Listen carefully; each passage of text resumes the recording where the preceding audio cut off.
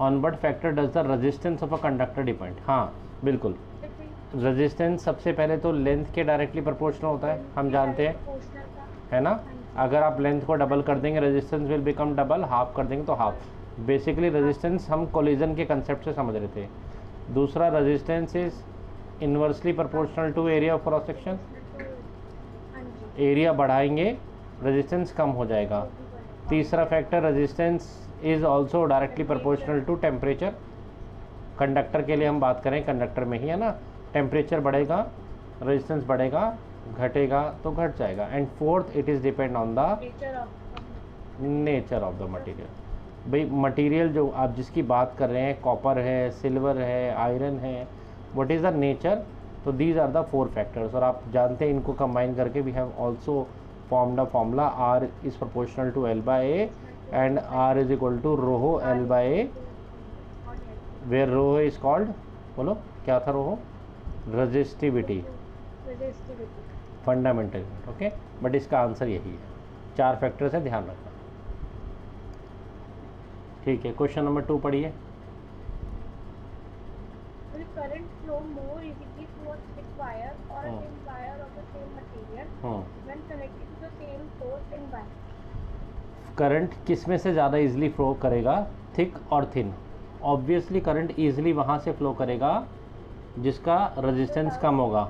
Resistance कम होगा तो करंट इजीली फ्लो करेगा, और रेजिस्टेंस थिक वायर का कम होता है क्योंकि थिक वायर का एरिया ऑफ क्रॉस सेक्शन ज़्यादा होता है, एरिया ऑफ क्रॉस, तो रेजिस्टेंस कम हो जाएगा। तो current will pass easily through the thick wire because resistance कम होगा and current can pass easily. ठीक है ना, resistance is opposition to the current. Question number 3 पे आइए।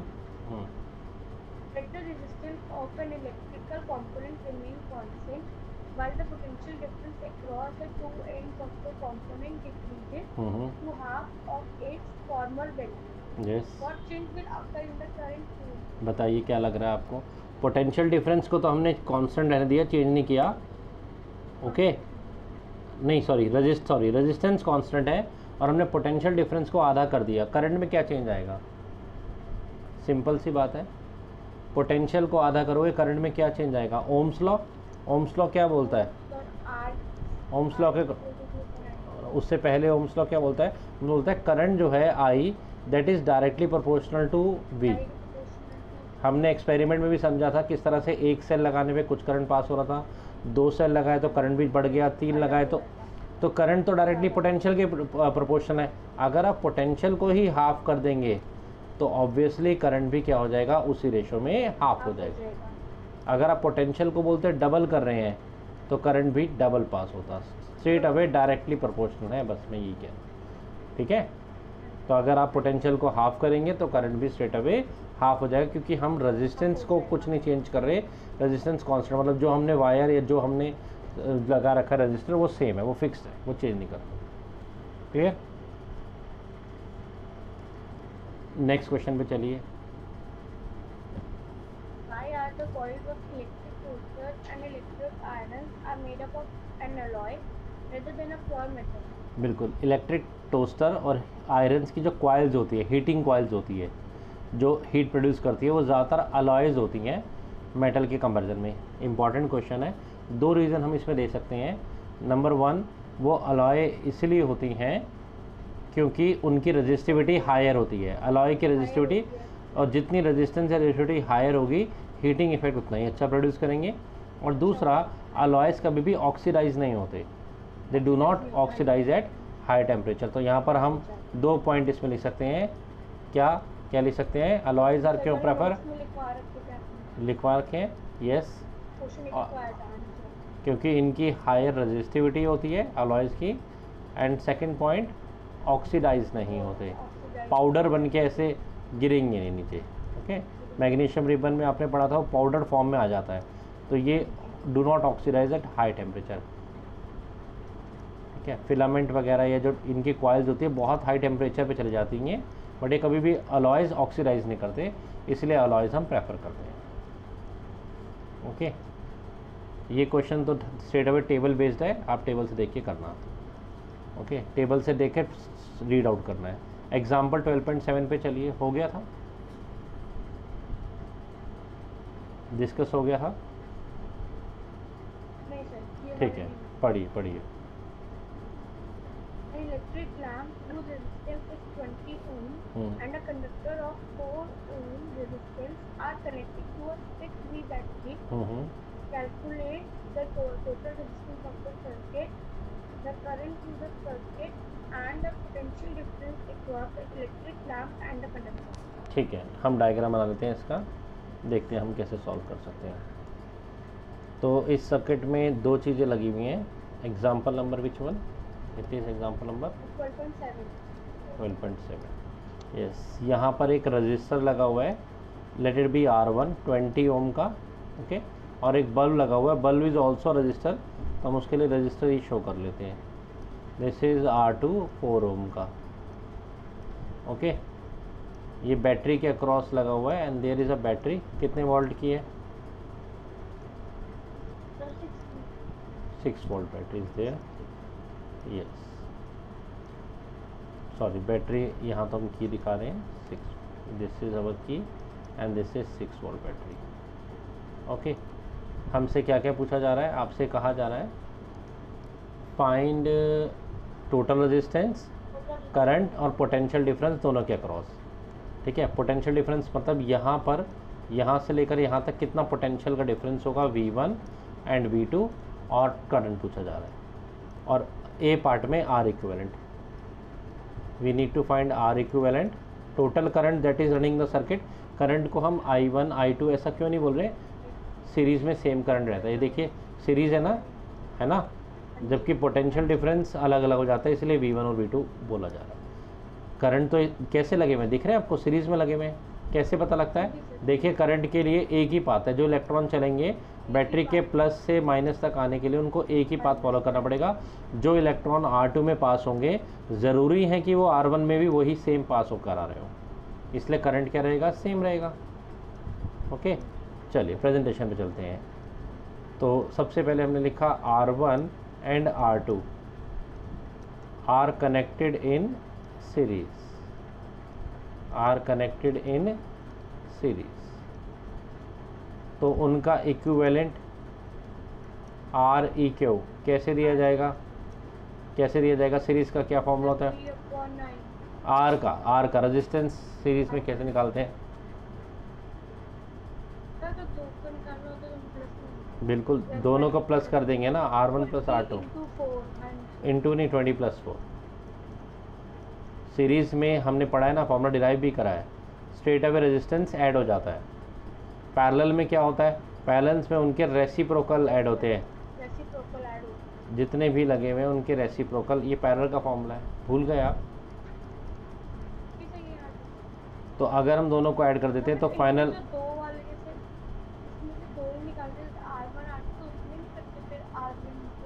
वो तो अब निकाल रहे हैं, पहले हम एक R इक्विवेलेंट निकाल रहे हैं ना।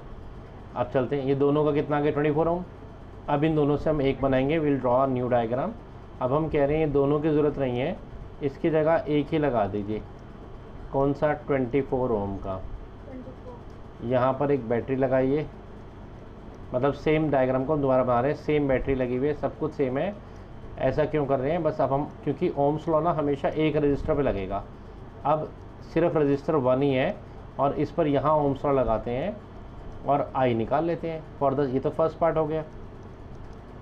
फॉर द सेकेंड पार्ट अब हम इस सर्किट को देखते हैं, and I total current will be given by total voltage upon total resistance.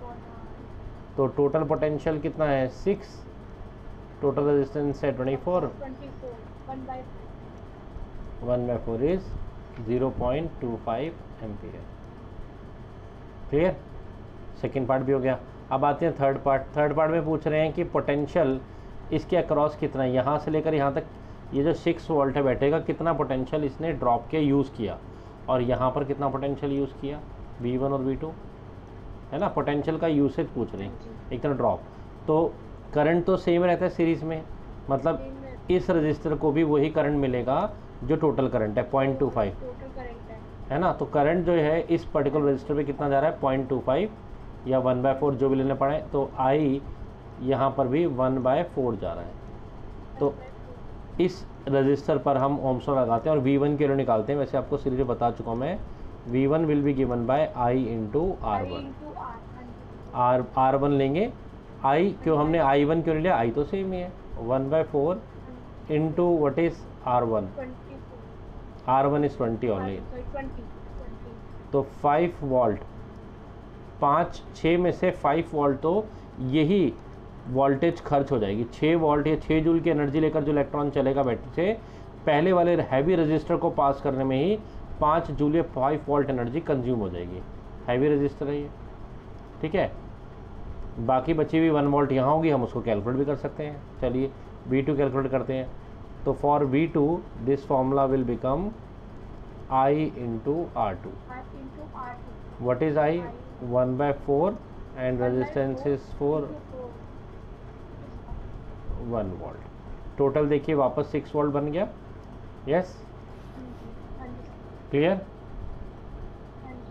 कोई पूछे I1 और I2 बताइए, अरे I1 और I2 सीरीज में I ही के इक्वल होगा।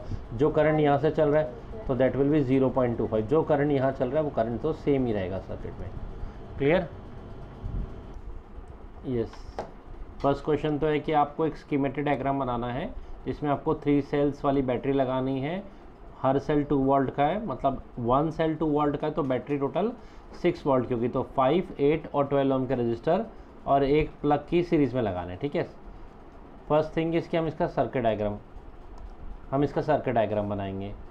सर्किट डायग्राम हमें क्या दिखाना है, 3 रजिस्टर्स लगाने हैं।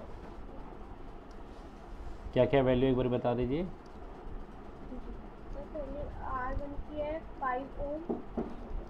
5 ओम, यस। R2 की है 8 ohm and R3 is 12 ohm. Okay, और यहाँ हमने 2 वोल्ट वाले 3 सेल्स लगाए हैं। ऑब्वियसली ये 1 सेल, ये 2 सेल एंड देन 3 सेल, एक प्लग की। ओके, और 2 वोल्ट का 1 सेल है तो टोटल 6 वोल्ट हो गए। This is plus, this is minus. Okay, ये सिचुएशन है। क्लियर। अच्छा, फर्स्ट पार्ट तो ये हो गया, डायग्राम बनाना था। सेकेंड पार्ट पे चलते हैं। क्वेश्चन नंबर 2 में कहा जा रहा है, अब आप हम मान लीजिए हम एक we are placing a volt meter 12 ohm के अक्रॉस और एक एमीटर लगा रहे हैं। एमीटर तो आप कहीं भी लगाएंगे, सीरीज में लगेगा, और एक 12 ओम के अक्रॉस वोल्ट मीटर लगा रहे हैं। तो उनकी रीडिंग्स क्या होंगी, एमीटर की और वोल्ट मीटर की, है ना। मतलब करंट, एमीटर क्या मेज़र करता है, करंट। तो चलो हमने कहीं भी एक एमीटर लगा दिया, सपोज़ यहाँ लगा देते हैं, कोई फ़र्क नहीं पड़ता। आप एमीटर यहाँ लगा दो, यहाँ लगा दो, उसने टोटल करंट ही मेज़र करना है सीरीज़ में। I1 I2 डिफरेंट तो होता नहीं है ना। यहाँ लगा दो, इधर लगा दो, कोई फ़र्क नहीं पड़ता। एमीटर आप कहीं भी प्लेस कर दो, यहाँ लगा दो एमीटर, कोई फ़र्क नहीं पड़ रहा। ओके, दिस इज़ एमीटर, मान लो हमने यहाँ लगा दिया। बट पोटेंशियल आपने वोल्ट मीटर कहाँ लगाते हैं, पैरेलल में लगाते हैं, that is applied across 12 ohm resistor. यहाँ इसका मतलब क्या, अगर हम यहाँ लगाएंगे वोल्ट मीटर तो मीन्स हमें ये voltage across this resistor measure करके देगा। ठीक है, थोड़ा स्पेस यहाँ ले लेते हैं, R3 हटा देते हैं। तो हम वोल्ट मीटर कहाँ लगा रहे हैं, हम 12 ओम के अक्रॉस लगाएंगे। This is volt metre is always connected in parallel, ये पैरेलल में लगाया गया। R3 की वैल्यू कितनी थी, 12 ओम। ओके, आपसे कह रहे हैं इसकी रीडिंग भी बता दीजिए और एमीटर क्या रीडिंग शो करेगा वो रीडिंग भी हमें बता दीजिए। एमीटर किस तरह की रीडिंग देगा। This is ammeter, this is volt meter. ठीक है जी, चलिए। तो सबसे पहले तो आपने कहा कि हम रेजिस्टेंस निकालेंगे और R E Q will be given bye, because तीनों सीरीज़ में है, R1 plus R2 plus R3। Series का यही फॉर्मूला होता है। तो दैट इज़ 5 और 8 13 और 12 25 ओम। ये तो 25 ओम करेक्ट आ गया। इसके बाद इस सर्किट को रीड्रॉ कीजिए और अब हम सारे रजिस्टर्स लगाने की जरूरत नहीं है, सिर्फ एक रजिस्टर लगाइए, R इक्विवेलेंट 25 ओम। यहाँ एक बैटरी लगाइए, वही वाली, मतलब ऊपर वाला ही डायग्राम हम रीड्रॉ कर रहे हैं, कुछ फ़र्क नहीं है, one of the same thing. आप 3 रजिस्टर लगा रहे थे, हमने कहा एक लगा दो, बात एक ही है। बट अब इस ऐसा करने से क्या फ़ायदा, आप टोटल करंट निकालने के लिए इस सर्किट पे we can apply the Ohm's law. तो for I total current we can apply Ohm's law, that is V upon R. Total voltage is 6 and equivalent is 25. तो this is total current. Point में निकालना चाहे तो point में भी निकाल सकते हैं, इतना भी छोड़ देते, कोई नहीं. Third part is potential difference. Third part में ऑडियो आ रहा है मेरा? ऑडियो आ रहा है बेटा? ओके. थर्ड पार्ट में हमें यहाँ से लेकर यहाँ तक कितना वोल्टेज मतलब पोटेंशियल का डिफरेंस मेजर कर निकालना है, ठीक है ना. तो potential difference V is equal to given by I into R. What is current? Current is 6/25 into what is resistance? Resistance is 25. नहीं सॉरी, रेजिस्टेंस तो वही वाला लेना पड़ेगा, I into R3. Sorry R3, हम तो R3 के अक्रॉस मेजर करें ना. एंड R3 इज 12, तो दैट इज 72/25 वोल्ट. तो बैटरी का जो भी पोटेंशियल इसको पॉइंट में चेंज करे आएंगे, ये पोटेंशियल इस वोल्ट मीटर पे रीडिंग में शो होगा. क्लियर या डाउट? Example number 12.9. ओके, दिख रहा है आपको? हाँ, देखिए अपनी नोटबुक पे. एग्जाम्पल 12.19 में अगर आप ध्यान से देखेंगे तो R1, R2, R3, R4 और R5 रजिस्टर्स लगे हुए हैं 12 वोल्ट बैटरी के अक्रॉस. R1 और R2 अगर आपको दिख रहे हैं तो ये दोनों पैरेलल में हैं, जबकि R3, R4 और R5 भी पैरेलल में लगे हुए हैं. यस, और 12 वोल्ट की बैटरी लगी है. आपसे पूछा जा रहा होगा total resistance, total current and so on. ठीक है, चलिए डायग्राम बनाते हैं स्क्रीन पर, आप मुझे वैल्यूज बताना, फिर हम इसको सिंप्लीफाई करेंगे.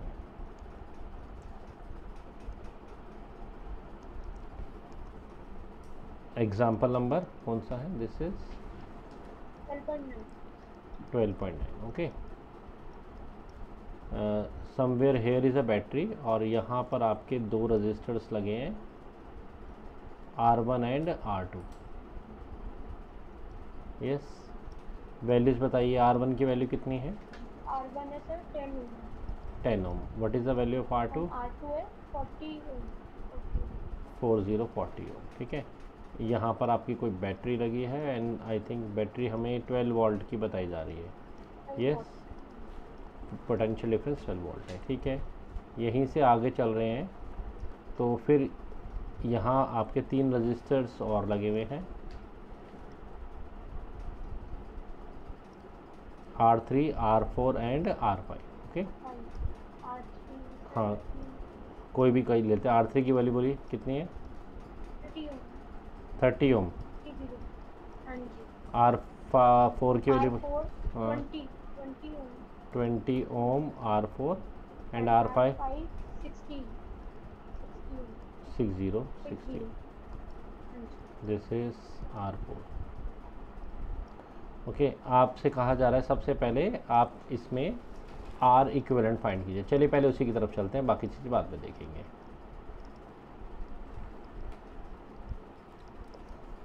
सबसे पहले अगर आप ध्यान से देखेंगे तो यहाँ से जो करंट चल रहा है इस जंक्शन पे पहुँच के उसके पास दो रास्ते हैं. It can go through R1 और it can go through R2. मतलब ये दोनों जो रजिस्टर्स हैं दे आर इन सीरीज और पैरेलल. क्या लग रहा है? पैरेलल में. So R1 and R2 are in parallel. पहले तो इन्हीं को सॉल्व कर लेते हैं. Are in parallel. और पैरेलल में जब सिर्फ दो रजिस्टर होते हैं तो मैंने कहा था पूरा करने की जरूरत नहीं, एक शॉर्टकट है. हाँ जी, R1 प्लस R. ठीक है ना, इसमें उल्टा पुल्टा भी नहीं करना पड़ता, वरना उसमें तो उल्टा भी करना पड़ता. तो what is R1 into R2? 10 into 40 plus 10 plus 40 that is 50. ठीक है, तो 0 से यहाँ 0 कैंसिल हो गया एंड 40/5 दैट इज़ 8 ओम. इन दोनों को हटाकर अभी हम बाद में 8 ओम लगाने वाले हैं. अच्छा, 9 वही करंट जब आगे पास हुआ यहाँ से यहाँ आया, फाइनली यहाँ पहुँचा, तो ये 3 रजिस्टर्स भी लगे हुए हैं. कैसे लगे हुए हैं 3 resistor? These are also in parallel में लगे हुए हैं, है ना. सो अगर ये पैरेलल में लगे हुए हैं तो फिर again we can write R3, R4 and R5 are in parallel connection.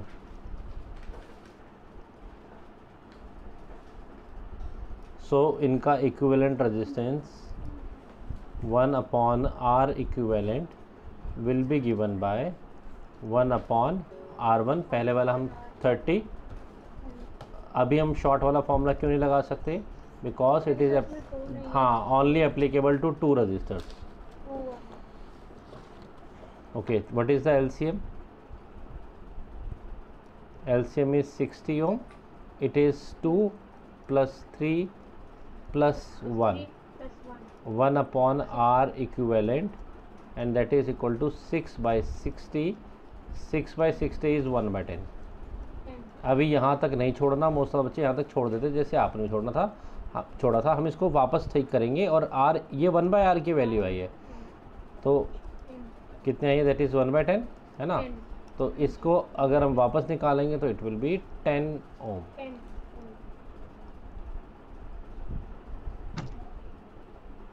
10 ohm. Okay, ये आर इक्विवेलेंट आ गया। अब इन तीनों को भी हटाकर हम ये लगा सकते हैं, तो मैं यहाँ लिख लेता हूँ, ये तीनों का रिजल्ट आया है 10 ओम। ओके, और ये दोनों का रिजल्ट आया था 8 ओम।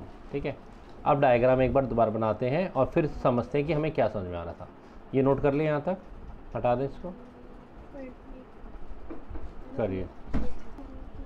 ओके, तो अभी हमने ये देखा कि R1 और R2 का रिजल्टेंट कितना है? 8 ओम, और बाकी तीनों का रिजल्टेंट मिला है 10 ओम। अब हम थोड़ा सा एक डायग्राम रीड्रॉ करते हैं। ये हैबिट अपनी बना के चलिए कि हमें डायग्राम रीड्रॉ करने हैं। बाद अगर टोटल करंट है तो आपको तब वो लगाना है। ठीक है, अब ड्रॉ करेंगे डायग्राम। ये जो ऊपर वाले दोनों रजिस्टर थे ये हट गए अब, और इनकी जगह एक नया लगा R12, और उसकी वैल्यू कितनी थी? 8 ओम। यस, और ये जो तीनों नीचे लगे थे इनकी जगह भी अब हम एक ही लगा रहे हैं, और उसका नेम R3 4 5 जान के रख रहे हैं, बिकॉज हमें ये पता लगे कि 3 4 और 5 के कॉम्बिनेशन बना से बना है, एंड इसकी वैल्यू 10 ओम। यहाँ पर हमने एक बैटरी लगाई है, एंड ये बैटरी कितनी है? That is 12 volt. ओके, ये हमारा डायग्राम हो गया। अभी कैसे लगे आप दोनों बताएंगे? अब अभी हमारे पास इन दोनों को भी सॉल्व करना है कि दोनों कैसे लगे हैं। R12 एंड R3 4 5 किस तरह के कनेक्शन में लगे हैं? आर दे इन सीरीज और दे इन पैरेलल? क्या लग रहा है? यस, सीरीज में। कैसे सीरीज में? जो करंट इस सर्किट में यहाँ से चल रहा है वही एक करंट एक ही रास्ते जा रहा है। बच्चे डायग्राम को देखकर बहुत बार कंफ्यूज होते हैं और उनको लगता है कि पैरेलल लगे। पैरेलल में बिल्कुल भी नहीं लगे। देखो आप, अगर इसी हाँ, ये एक ही करंट का एक ही वे चल रहा है। पैरेलल होता है जब करंट के पास दो पाथ डिफरेंट बन जाए। ठीक है, तो ये सीरीज में है। So finally R equivalent will be given by इन दोनों का sum, R12 plus R3 4 5। What is R12? R12 is 8 and R3 4 5 is 10. So finally it is 18. तो फाइनल अब मैं एक डायग्राम और बना देता हूँ, बिकॉज ओम्स लॉ हमेशा एक रजिस्टर पे लगता है। सो फाइनली हमने सब कुछ हटा दिया, और इन टोटल 5 रजिस्टर को हटाकर अगर हम एक लगाएंगे 18 ओम का, एक ही बात है। ओके, यहाँ पर हमारी बैटरी है, वही सेम बैटरी। कितने वोल्ट की बैटरी हमें गिवन थी? That is 12 volt. जब हम इस स्टेप पर पहुंच जाएं, अब हम टोटल करंट निकाल सकते हैं, वो जो हमारा सेकंड पार्ट है। And total current I is equal to V by R. Total voltage is 12, and यहाँ पर R इक्विवेलेंट लिया जाएगा 18, तो दैट इज़ 2 बाई 3, तो that is 0.67 ampere. This is the total. कह रहे क्वेश्चन में, जज the equivalent resistance when the following are connected in parallel। 1 ohm and 10 raise to power 6 ohm के दो रजिस्टर्स हैं। इनको जब आपने पैरेलल में लगाया तो इक्विवेलेंट रेजिस्टेंस क्या आएगा वो जज कीजिए। निकालने के लिए नहीं कह रहे, they are ask you to जज। मैं आपको एक बात बता दूं पहले से ही, आपको याद होगा जब हम सीरीज़ में कोई रजिस्टर लगाते हैं तो फाइनल आंसर रेजिस्टेंस का बड़े से भी बड़ा आता है। यस और नो? हाँ जी, हाँ जी, हाँ जी। और जब हम पैरेलल में कोई रेजिस्टेंस लगाते हैं तो फाइनल आंसर छोटे से भी छोटा आता है। पैरेलल में हमेशा कम होता है, जो सबसे छोटा रजिस्टर है उससे भी कम आ जाएगा। तो अगर we talk about this particular question, तो यहाँ दो रजिस्टर है, 1 ओम बहुत छोटा है एंड 10 रेज़ टू पावर 6 ओम बहुत बड़ा है। ठीक है, निकालने का वे तो है बट हमें निकालने में जज करना है, तो हम ये बोलेंगे final answer will be less than 1 ohm. Why less than 1 ohm? Because parallel में इक्विवेलेंट रेजिस्टेंस छोटे से भी, बाकी निकालने का तरीका वही है 1/1 + 1/10⁻⁶ पर निकालने जरूरत नहीं है। सिमिलरली बी पार्ट में भी अगर आप देखेंगे 3 लगे हुए हैं, इसका क्या आंसर होना चाहिए? 1 ओम 10⁻3 10⁻, तो यहाँ भी सबसे छोटा 1 ओम है, सीरीज़ में लगे पैरेलल में लगे हुए हैं, तो लेस देन 1 ओम होगा फाइनल रेजिस्टेंस। ठीक है, क्वेश्चन नंबर 2 से पहले हम क्वेश्चन नंबर 3 पे चलते हैं। पढ़िए क्या क्वेश्चन है। What are the advantages of connecting electrical devices in parallel with the battery instead of connecting them in series? हाँ, पैरेलल में हमें क्या, आप बताइए एडवांटेजेस। आपको मैं डिस्कस कर चुका हूँ। पैरेलल में नंबर 1 ओवरऑल रेजिस्टेंस कम हो जाता है, इंडिविजुअल स्विचेस प्रोवाइड कर सकते हैं, एक डिवाइस काम करना बंद कर देगा, दूसरे पे इफेक्ट नहीं पड़ेगा, और पोटेंशियल डिफरेंस सेम पड़ता है, सभी को पोटेंशियल डिफरेंस सेम रहता है। क्लियर? तो 4-5 इसके रीजंस हैं, वो हम कर सकते हैं। क्वेश्चन नंबर 5 पे पहले आते हैं। Question is what is the highest and the lowest total resistance that can be secured by combination of 4 coils. ये 4, 8, 12 और 24 ओम की 4 कॉइल्स हैं। इनसे हाईएस्ट इनको जोड़कर और लोवेस्ट क्या मिल सकता है? ऑब्वियसली अगर हमें हाईएस्ट रेजिस्टेंस चाहिए तो हमें इन सबको सीरीज में जोड़ना पड़ेगा, और अगर हमें लोवेस्ट रेजिस्टेंस चाहिए तो हमें इनको पैरेलल में जोड़ना पड़ेगा। तो हाईएस्ट रेजिस्टेंस जो होगा दैट विल बी 4 + 8 + 12 + 24 36 और 8 48 ओम का आना चाहिए। ठीक है, और लोवेस्ट रेजिस्टेंस 1/4 + 1/8 + 1/12 + 1/24 उनको जोड़ के। ठीक है, और मैं बता दूं यहाँ पर 4 फाइनल पैरेलल में 4 से भी छोटा ही आएगा, ये सुनो। ठीक है, क्वेश्चन नंबर 4 देखते हैं। क्वेश्चन नंबर 4 कह रहे हैं कि आपके पास 3 रजिस्टर हैं 2, 3 एंड 6 ओम के, इनको जोड़ना है और 1 ओम चाहिए, आप कैसे जोड़ सकते हैं? और 4 ओम चाहिए। 2 सिचुएशन हैं। How can 3 resistor of resistance 2, 3, 6 to be connected so that total resistance will be 4 ohm या 1 ओम? आपको इनके कॉम्बिनेशंस पता सोचने हैं। हिट एंड ट्रायल मेथड से हो सकता है, पर हम 3 ओम और 6 ओम है और चाह रहे हैं कि किसी तरह से 1 ओम बन जाए इनसे, तो 1 ओम तो इस छोटे से भी छोटा है। तो एक काम करते हैं, 1 ओम के लिए तीनों को पैरेलल में लगा के देखते हैं। अगर हम तीनों को पैरेलल में इमेजिन कर लेते हैं, लगाएंगे, तो क्या आंसर आएगा वो देखते हैं। 1/R1 दैट इज़ 1/2 प्लस 1/6 है ना। सो एलसीएम इज कितना? 6, तो it will B 3 + 2 + 1। So 1/R equivalent is 6/6 that is 1 ओम। इसका रेशो तो यस 1 ओम का तो हमें बड़े आराम से समझ में आ गया। जो भी 3 कॉम्बिनेशन है, if you connect them in parallel तो रेजिस्टेंस इज 1। ठीक है, अभी दूसरा चाहिए हमें इक्विवेलेंट रेजिस्टेंस कितना? 4 ओम का। उसका सोचते हैं। ऑब्वियसली इन तीनों को सीरीज़ में लगाकर तो 4 नहीं आएगा, सीरीज़ में लगाएंगे तो 6 और 3 9 और 12 आ जाएगा। पैरेलल में लगाएंगे तो 1 ओम आया, तो कुछ मिक्स सोचना पड़ेगा, है ना। तो कुछ भी हम सोच सकते हैं। तो एक मैं ये चेक करके देख रहा हूँ कि अगर हम ऐसे लगाएं, यहाँ 2 ओम और यहाँ 3 और 6, एक ट्राई करके देखते हैं क्या बनना चाहिए। तो यहाँ पर देखें तो इन दोनों का बन जाएगा 9, है ना, और फिर ये 9 ओम का कॉम्बिनेशन दोनों को हटाकर एक बना देंगे 9 ओम, 2 के साथ में पैरेलल में रह जाएगा। और इस केस में अगर हम इक्विवेलेंट निकालेंगे तो 2 × 9, क्योंकि 2 और 9 लगे हुए, आप 3 और 6 को भूल जाओ, 9 को, और उनका सम 2 + 9, तो दैट विल बी 18/11, यानी कि ये तो 4 ओम नहीं आ रहा, 4 ओम चाहिए। सो दिस कॉम्बिनेशन इज नहीं करेक्ट, कुछ और सोचना पड़ेगा। चलो कुछ और सोचते हैं। This is hit and trial, first बार में आ गया, ठीक है, नहीं तो you have to try that. चलिए अगर हम ऐसा सोचें कि हम 3 और 6 को पैरेलल में लगाएं, 3 ओम और 6 ओम को ऐसे पैरेलल में लगाते हैं। हम अलग अलग ट्राई करके देख रहे हैं, लेट अस सी किससे हमारा आंसर आता है। तो ऐसे में इक्विवेलेंट कितना आएगा?